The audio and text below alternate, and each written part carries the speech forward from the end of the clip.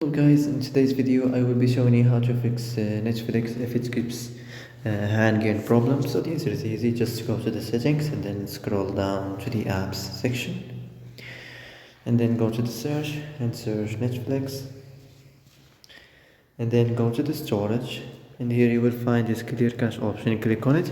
Now you can go check it if it worked, and if it didn't you can try to restart your phone or turn the Wi-Fi off and on, or the Bluetooth or the airplane mode.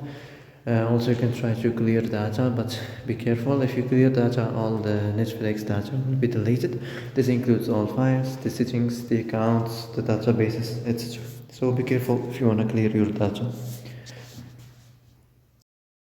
So that's it for today's video. I hope this is the answer you've been looking for.